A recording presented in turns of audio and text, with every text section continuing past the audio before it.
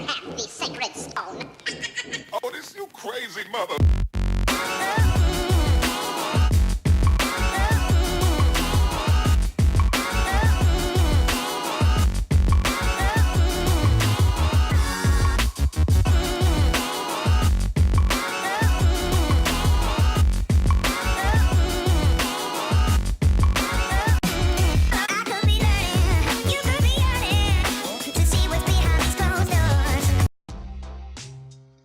How's it going, guys? My name is Andrew. My name is Chris. And welcome to Ballers Basement. Now, my name is Andrew, but people call me AP. So if you hear Chris call me AP throughout the video, you know who he's talking to. Chris and I were both huge basketball fanatics. This is our first video. We talk basketball pretty much every day. And we thought, why not record it and have an interactive interface with the YouTube community to talk hoops. We like to talk NBA basketball, of course, a little bit of college basketball. We love to talk about the NBA draft, so you guys can expect videos that pertain to NBA theories, NBA current news, maybe some college hoops, some draft news, but today we're here to talk about what everyone's talking about, which is the NBA Finals, the 2017 NBA Finals, the rubber match between the Cleveland Cavaliers, led by LeBron James, and the Golden State Warriors, led by, Curry, Draymond, Kevin Durant, all prolific. That's their first problem. Yeah, all prolific players, talented in their own right. So, before we get to our theories, and before we discuss who we believe is going to win the NBA Finals, we just want to ask each other a few questions to see, where our minds are at. Because Chris and I, we both love basketball, but he could tell you, when we talk on the phone half of the time, our opinions are, polar opposites, Usually completely different from each other. Completely different. So we just want to ask each other a few questions, give our opinions, and see where we stand. So, you want to start it off, Chris? Okay, so which team do you think has the better bench? The better bench, if you look at the Warriors from last year, I'm just going to go back real quick. They had, Livingston, Barbosa, Spates, Brandon Rush, Azili, the Flop King himself, Anderson Varejao. They had a solid bench, very deep bench, which is, their motto was strength in numbers, and I feel like that was true. They had a very talented bench, but after acquiring Kevin Durant, they had to give up most of those guys. And Cleveland, they gave up Dellavedova and Mozgov, which both of them, they didn't really have much PT in the finals last year anyway. And right.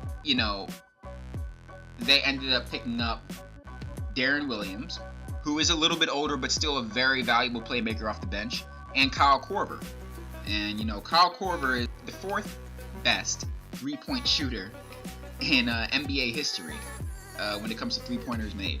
And, he was an all-star in 2015, which is a huge acquisition because everyone knows the best thing you can surround LeBron with is shooters. And I think Korver adds another dimension off the bench to that. So I would have to go with the Cavs, honestly.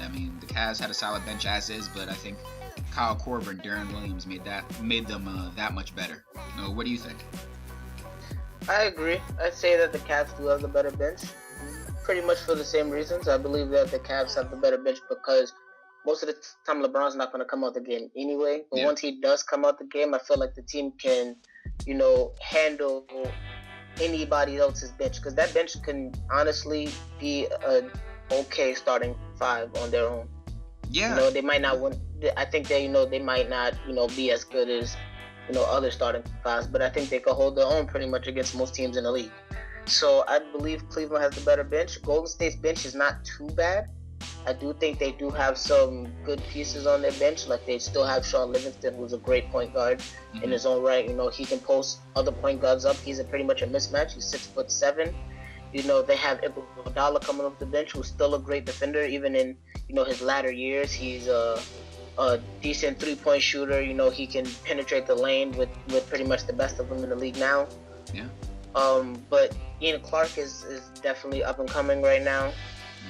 Zaza Pachulia is coming off one of his best seasons of his career last year in Dallas. So I mean, they do have some talent on their bench, but I do think I will give that notch to Cleveland. Yeah, absolutely. And you know, to your point, LeBron doesn't really come out much, but that goes back to my point why I think Darren Williams will be so impactful in this finals. So when LeBron does come out, there's still playmaking. Because bring it back last year, you really couldn't take him out. I mean, if Kyrie wasn't on the floor, there was no playmaking. Because the team is built around LeBron. You know, so if you want to take LeBron out and maybe stagger Kevin Love's minutes so he could have some minutes with the bench unit with Darren Williams, I feel like the offense can still operate at an efficient rate to keep them in the game while LeBron gets some rest. And I think that can give LeBron actually more minutes on the floor because, you know, LeBron has to do a lot most of the time. We're bringing the ball up the court, having to facilitate for the whole team.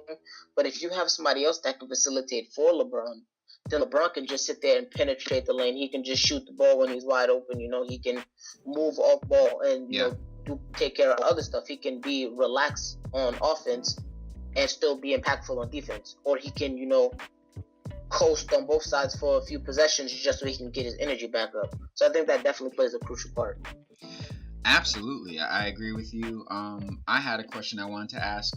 You know, what do you feel has to go right for the Golden State Warriors to win this series?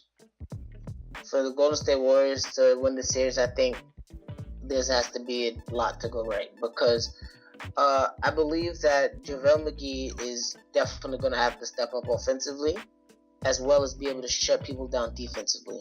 JaVale McGee and Draymond Green have to lock down the paint because Tristan Thompson and Kevin Love are both rebounding machines. JaVale McGee is not a prolific rebounder like that, and neither is Draymond Green, but both of them can get you, you know, double-digit rebounds a night. But Kevin Love and Tristan, I give them the edge in rebounding. But I do give Draymond and JaVale McGee the edge on defense. Hold on, pause. You said JaVale McGee could get you double-digit rebounds a night? You think consistently JaVale could do that? I believe he can. I mean, Draymond, I agree with you on that. But JaVale McGee, I mean, he definitely found a fit in Golden State. But I don't know if I depend on him every night to get like 10 boards. I just don't see it. I don't think it's something that you depend on. I think it's just something that he can do if he actually puts his mind to it. Which I don't think he's really, you know, putting his mind to it. With all the shooters that's surrounding him right now, and all his only job is to just grab rebounds and block shots. I think if he focuses just on grabbing rebounds and blocking shots, and, you know, getting putbacks and stuff, I think he can definitely get you double-digit rebounds. I mean, look, you can set your mind to a lot of things, but when you're in the NBA Finals and you have one of the best offensive rebounders in the game and Tristan Thompson on you, you know, I mean, I don't know if setting his mind to it would make much of a difference. I think he's a solid role player, but I don't think he's going to be able to bang down there with Tristan. But you're right. If they are going to win, I do think JaVale has to definitely step it up and have some monster performances out there. Well, I mean, JaVale McGee does have a size advantage on Tristan Thompson. He has the arm length. He has the arm length advantage. He has the height advantage. So, I mean, he should be able to out-rebound. Granted, Tristan Thompson is a great rebounder, and he has taken on most people who's bigger than him because he's an undersized center right now. And he does do a great job at that. But I'm saying, in terms of JaVale McGee having the advantage, I think he could do it if he actually is taught how to do it correctly. You know, I hear you on that. I mean, for me, I think what has to go right for Golden State is they have to control the tempo of the game. They can't allow LeBron James to control the tempo of the game, and I think they have to not allow the Cavs to impose their physicality on them like they did in the 2016 finals. I mean, it was really evident.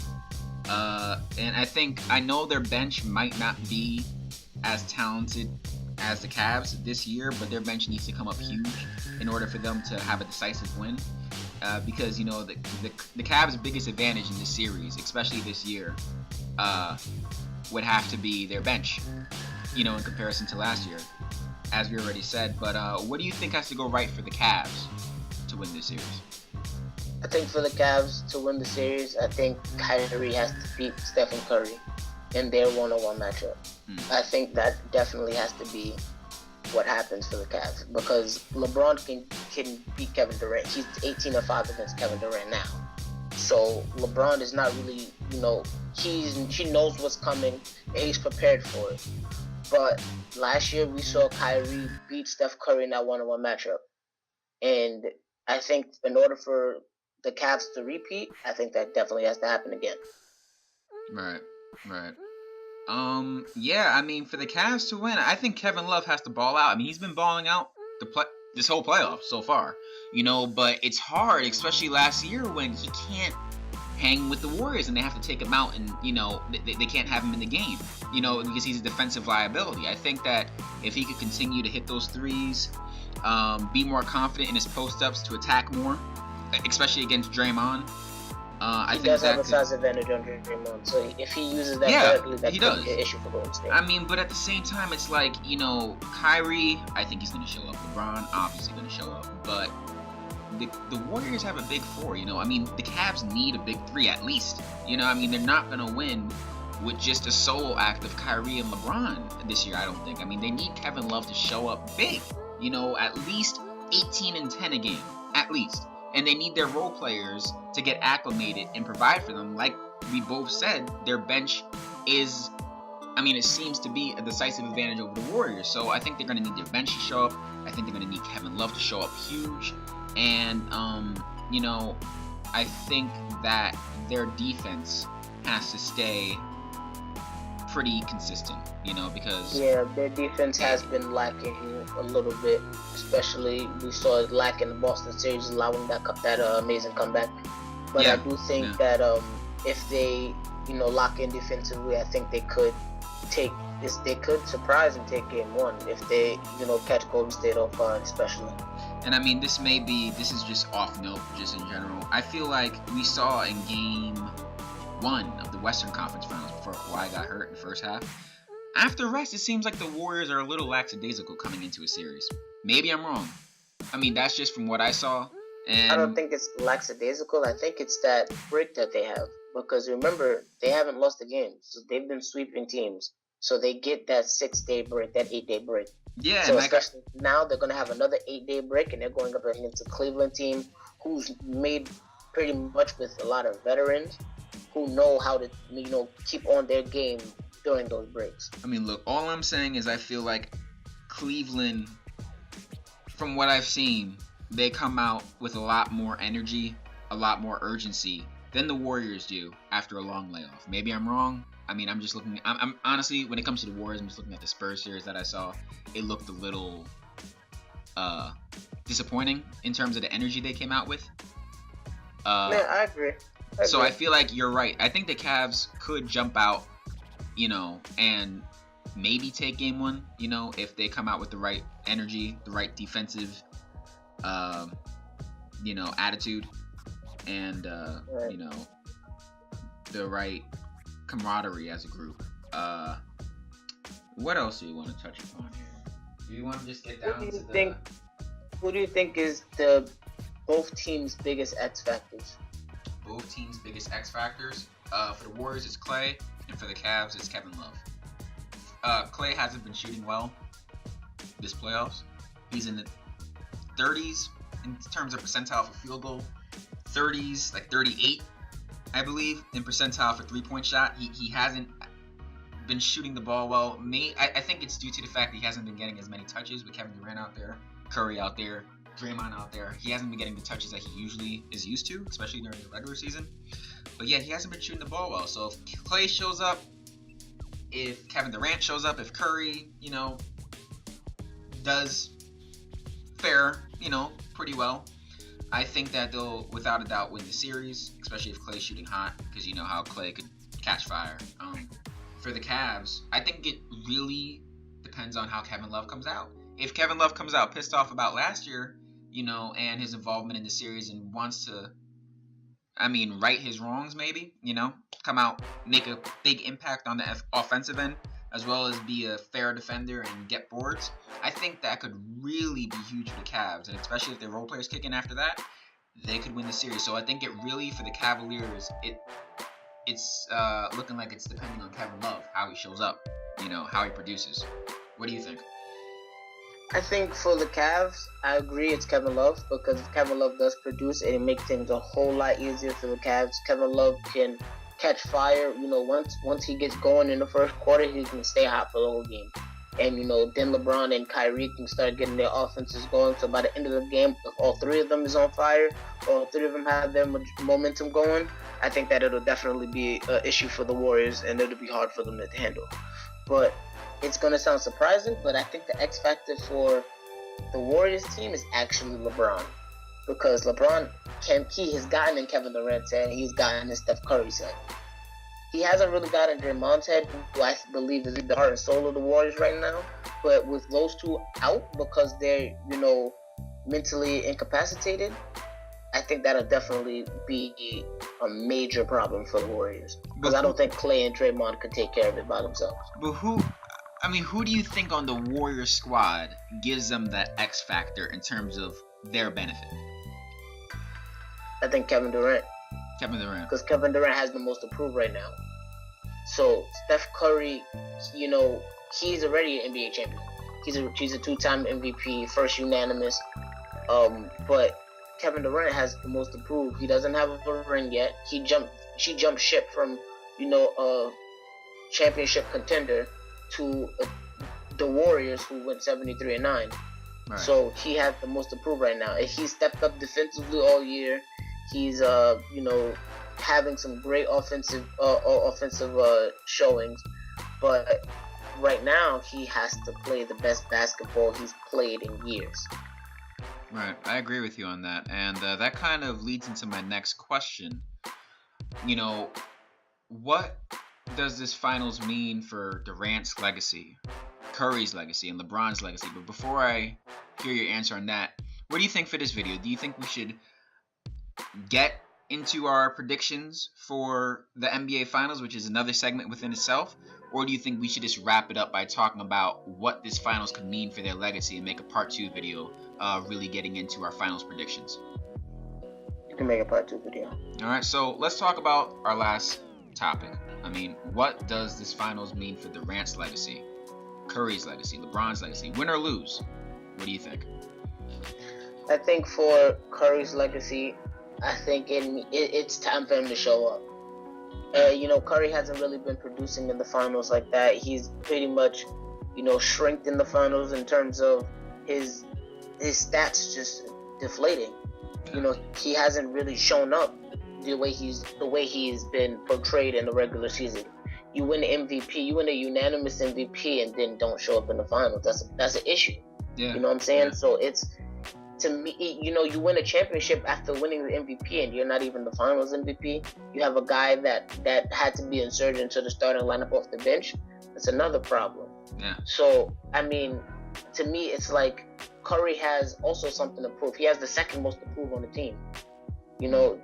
Draymond carried the team last year in their efforts to try to dethrone the Cavs from that trying to get that 3-1 lead, and I think that Steph Curry has a lot to prove right now, because everybody is talking about Steph Curry winning unanimous MVP but disappearing in the finals, and you can't do that if you want to be an all-time great.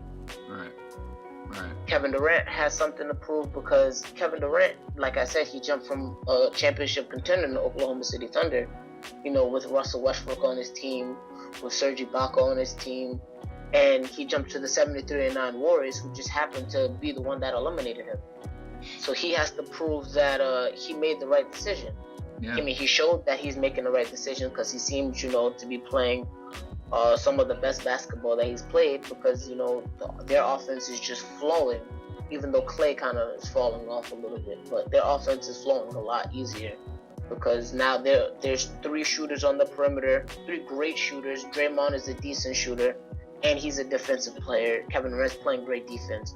So if he can step up the way he's, elevate his game, like Kevin Durant did in some of his other playoff history, I think that he can definitely, cement his legacy as, top 3 small forward in the league right now. LeBron's legacy is just, I don't really think that this is really gonna hurt him too much. Okay. I think it'll hurt him in terms of, his argument for being the GOAT. Yeah. Which I think that, some of the older people will never say he's the GOAT anyway. But I think that, it'll just increase that argument where people say now he's 3 and 4. I think that'll just make it more of he's 3 and 5. But I think besides that, that's pretty much it. That's the only knock on LeBron. LeBron usually shows up in the finals, excluding the 2011 finals, which he just disappeared. I actually think if he wins, he'd be 4 and 4. He would be. Yeah, not 3. He'd be 4 and. No, he wouldn't be. Yeah, he would be 4 and 4. That's crazy. I mean, I think that for LeBron, this might be the first finals that he comes into where the pressure's off, and I mean that as in, he won his rings in Miami, so he's a champion, and he's, in my opinion, he solidified his legacy last year when he won with the Cavs, against the 73-9 Golden State Warriors team. To your point, a lot of the old heads and just people in general will never, give the nod to LeBron as the greatest of all time due to the fact that Michael Jordan went 6-0 in the NBA Finals. But I feel like if he wins this series, it gives him the argument in terms of the level of competition that each guy, Michael and LeBron, had to face when they got to the NBA Finals. Because if you have LeBron James take down a 73-9 Golden State Warriors team, down 3-1 against a 2-time MVP, the last one being unanimous, and then, I mean, let's be real. Golden State was one shot, and a foul away from potentially winning the NBA Finals. So yeah, they take that team, they gut the bench. I mean, not really gut the bench because they kept Iguodala, they kept Sean Livingston, they pretty much gut the bench. I mean, they got rid of a lot of their bigs, but you add Kevin Durant.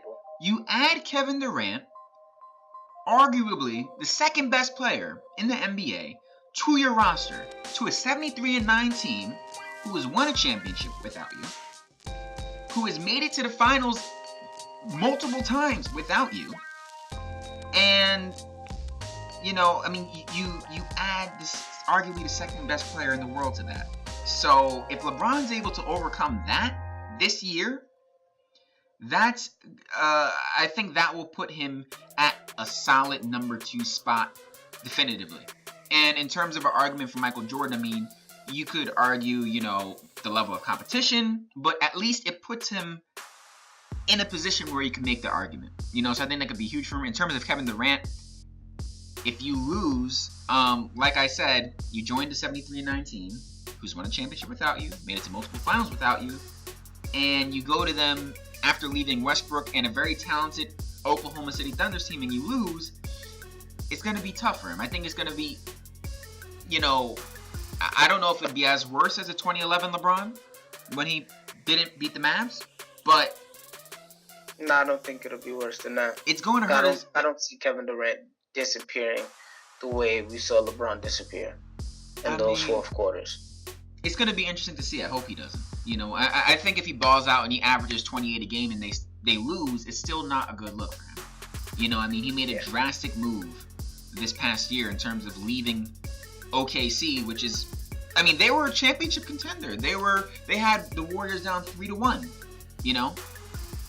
and he left that to go to them. So I think he has to deliver, or else it's going to hurt his legacy in terms of, considering himself the second best small forward of all time, or even top 3. It's going to hurt. In terms of Curry, 73-9, unanimous MVP, he couldn't deliver. His first finals wasn't finals MVP, it's Iguodala.